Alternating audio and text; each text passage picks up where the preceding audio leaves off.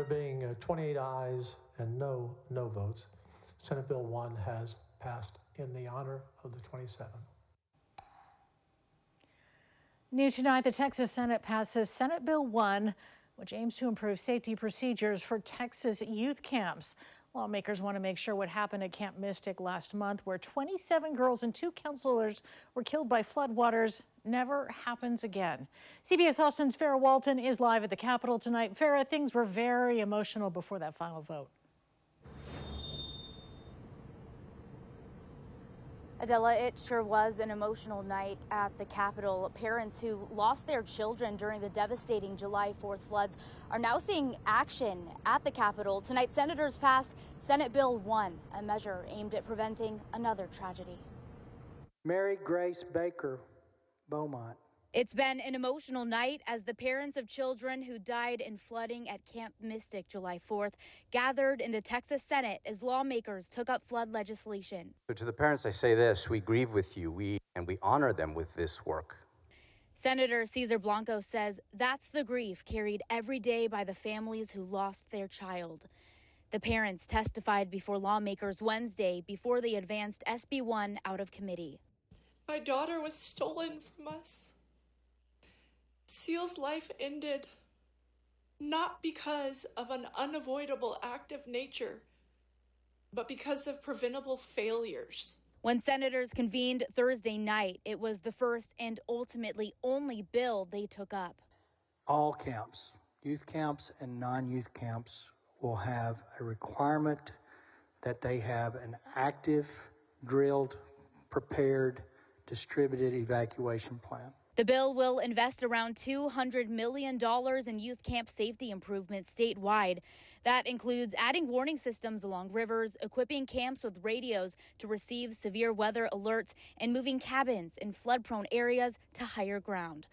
Lawmakers say the goal is to ensure camps are better prepared the next time disaster strikes. Thank you for advocating not only for the Heaven 27, but also for every other family who has ever experienced a tragedy like this. Heavy moments tonight. SB 1 passed unanimously and now heads to the House for consideration. Reporting live near the state capitol, Farrah Walton, CBS Austin News. We cannot call these once-in-a-thousand-year events. Shrug our shoulders and walk away saying, better luck next time. Almost 7 weeks after that catastrophic flooding that killed more than 130 Texans, we have now seen action from Texas House lawmakers. House members voted to move forward with a number of disaster response bills, including one to increase oversight on camps like Camp Mystic. CBS Austin's Andrew Lamparski has a closer look from the state capitol. Today was a very different day than what we saw yesterday in the House during a vote on redistricting. Today there was a heaviness as parents who lost children in the July floods watched from the gallery. Molly DeWitt. One by one Thursday, Mary Kate Jacoby. the Texas House recognized some of the youngest victims of the deadly Hill Country floods. Their parents watching on as House Bill 1, the Youth Camper Act, came to a vote. The camp failed these girls. The county failed them. The River Authority failed them. And in a larger sense, their government failed them. The bill would require camps to report an emergency action plan to the state and, with new amendments, keep camp housing out of floodplains. Its sponsor, Republican State Representative Drew Darby, with an emotional plea to the House. I see my granddaughters every time I pick up this bill. By the grace of God, they were picked up at Camp Mystic the very weekend before the floods hit. Emotions were high in the gallery and down on the floor. Where they were begging us to pass a bill that would prevent this type of tragedy from happening again. It comes just one day after a contentious vote to redistrict the Texas congressional map to benefit Republicans. That bill today is making its way to the Senate. You're saying that you didn't look at it, Mr. Chairman, before you brought it to us? I learned about it probably when you did on Monday. Thursday, House Bill 1 was a rare moment of unity, passing 135 to 1. Also passed out of the chamber today, 5 other bills relating to flooding, from the creation of a state council to improve communication between agencies to funding for equipment and relief. Lawmakers reflecting on those lost this summer. Margaret Sheedy. And those they hope to save. If this effort saves even one child, one little boy, one little girl, that's worth it to me. Now, this isn't necessarily the end of the House response to flood relief. Tomorrow morning, the Committee on Disaster Preparedness and Flooding is meeting to take a look at more bills. Reporting from the Texas State Capitol, Andrew Lamparski, CBS Austin News. Soon, Chris, families meantime in the Hill Country now getting some much needed aid to help them rebuild after last month's flooding. $40 million will be given out to those who suffered from home loss or damage. Governor Greg Abbott made the announcement in Kerrville this afternoon. News 4 San Antonio's Phil Sterling is in Kerrville talking with victims who lost everything about how this financial lifeline will help them rebuild. While the Guadalupe River looks peaceful today, on July 4th, it took lives and swept up everything people owned in its powerful currents. While lives can't be replaced, today's announcement by the Community Foundation of the Texas Hill Country is designed to help some of those who lost everything. And it's on power, but the power was out in the house. James Trollinger and Brenda Espinoza lost their home in the 4th of July flooding. Within 10 minutes, we watched the whole house go underwater. With no place to live, they welcomed the work of Katie Culver, the co-owner of Kerrville Design and Build.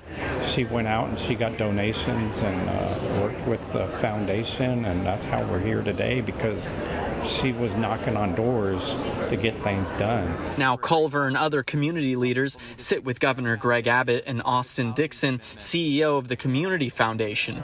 I see no reason whatsoever why all of the residents who lost a permanent residence in this region are not only going to be able to have that permanent residence fully rebuilt, but rebuilt at record speed.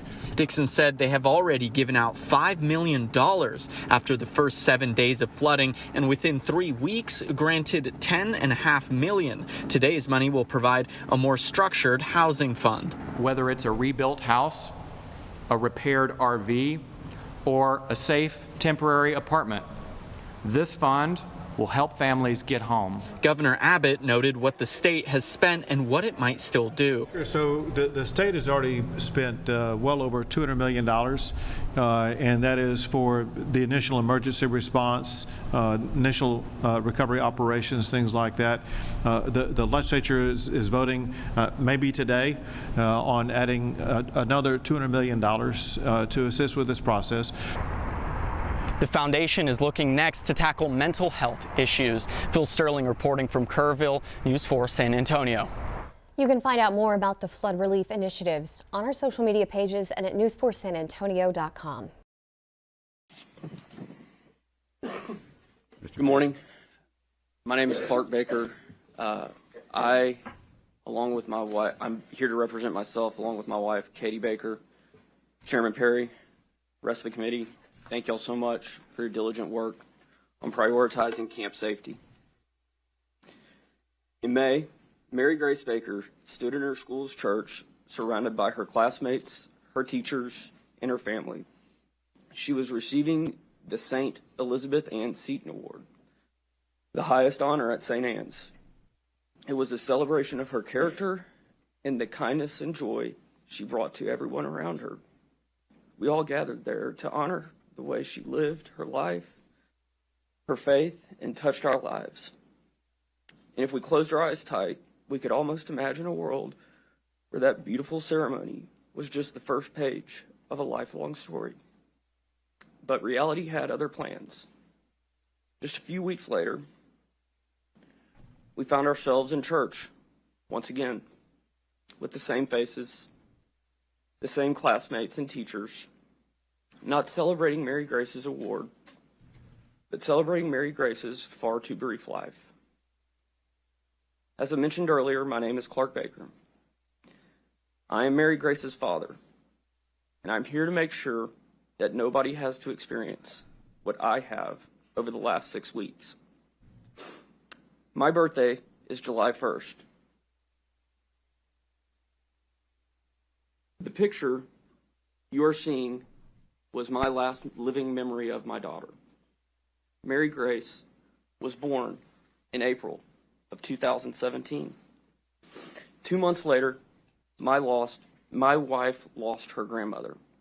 And 4 months after that, I lost my own mom. Mary Grace was the light that helped all of us in the family through that dark moment in time. And shine she did.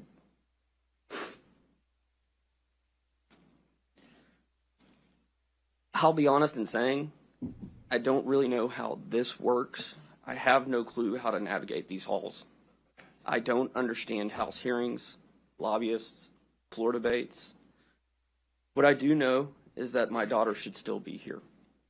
Her death was 100% preventable. Complacency, among other things, led to the deaths of 27 amazing, innocent, beautiful girls. We can't let complacency claim the life of another child. We simply ask for mandatory, common sense, state-regulated safety protocols for camps. That's it. One thing I forgot to mention. We're from Beaumont, Texas. We know about floods, and we understand that Mother Nature can rear her ugly head. But that's not an excuse. Camps, especially those in areas prone to flash floods, should have adequate warning systems and not build cabins in dangerous floodplains. Period. Surely don't put 8 and 9-year-olds in them. Have a legitimate evacuation plan. Know the plan. Practice the plan. Train workers and counselors to implement the plan. To be clear, I don't want to shut down the entire camp industry. Generally speaking, camps are great. Hell, Mary Grace was having so much fun, she didn't even have time to write her family a note. I simply ask that our camps be held to a standard similar to other institutions that oversee our children. At the end of the day, Hurricane Harvey hit us hard, and the very next year we were blasted by Hurricane Imelda. These disasters were both considered 500-year floods. This will happen again, and when it does, it might not even be a flood. The last thing I want is for over 1,100 camps in Texas hosting kids next summer under the same microscope that led to the death of my daughter and 26 of her friends. Please, please don't let another session pass without ensuring campers will come home. Thank you. Thank you all for your testimony. Members, any questions? Senator Betancourt. Thank you for all of your testimony. And to go to Mr. Baker's last comment, he said he didn't know how the place worked, how it works, how the lobbyists work. You don't have to worry about any of that. We're going to take care of this. And God bless you. And sorry for your loss. Any other questions, members? Thank you all for your testimony.